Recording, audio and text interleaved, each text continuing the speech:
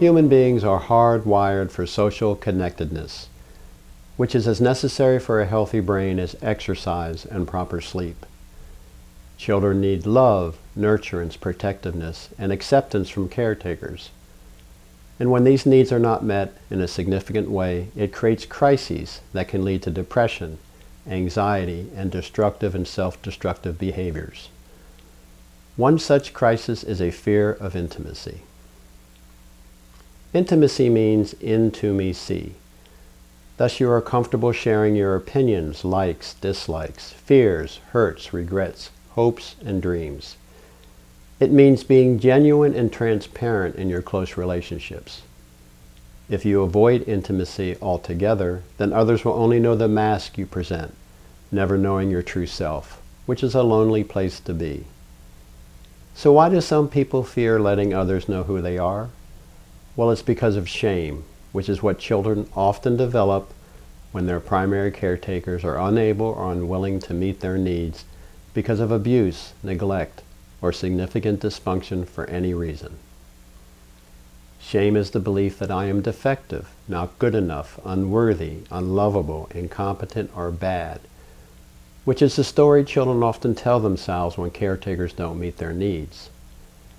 Children do not have the maturity to understand that I'm okay and my alcoholic father is not okay.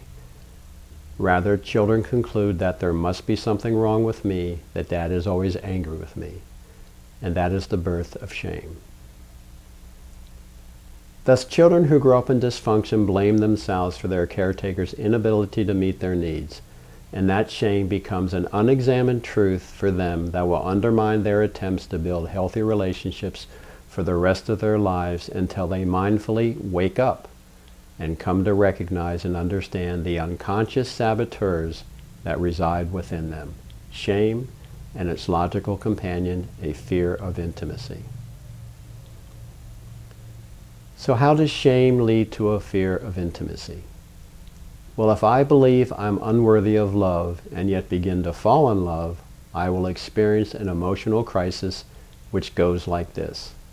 I'm lonely and want to have a partner through life, but if I let you get too close to me, then most certainly you will find me out and realize I'm not the person you think I am, but rather the loser I know I am, and then you will abandon me and I will suffer.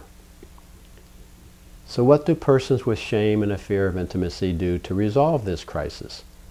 Well, they might sabotage the relationship through criticism, arguments, and even cheating and lying to create emotional distance from someone who wants too much intimacy.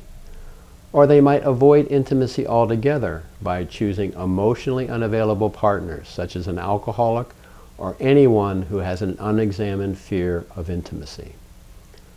Or they might fall into yo-yoing the person of their affection, which goes like this.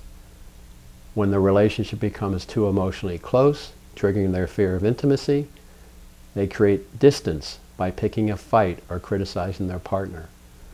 But then when the relationship becomes too distant, they fear losing their partner and then reel them back in, which is repeated over and over, just like a yo-yo.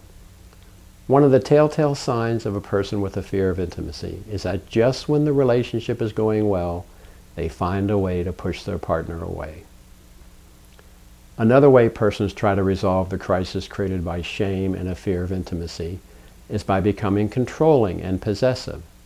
In effect, they strive to put their partner in a cage for which they have the only key so they can feel safe.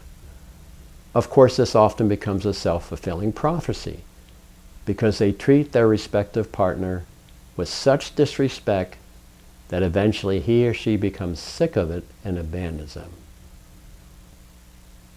Needless to say, none of these strategies for coping with shame and fear of intimacy are healthy. All are dysfunctional, guaranteed to sabotage relationships. So what can a person do to overcome their shame and fear of intimacy so they are able to participate in healthy and intimate relationships? Well, first they must learn to understand and recognize the unconscious saboteurs within, the shame and fear of intimacy, the old programming from a dysfunctional childhood. Next, they must learn to feel the fear and shame, and instead of avoiding these uncomfortable feelings, strive to accept and observe them while moving forward one step at a time by practicing and learning healthy relationship skills. If you'd like help overcoming shame and a fear of intimacy, then visit my website, SerenityOnlineTherapy.com, to learn more about me and the online services I provide. If you found this video helpful, please click the thumbs up button. And if you want to hear more from me, then click the subscribe button at the bottom right corner of the screen. I will be publishing a new video every other weekend. And finally, keep paying attention to your life. Until next time.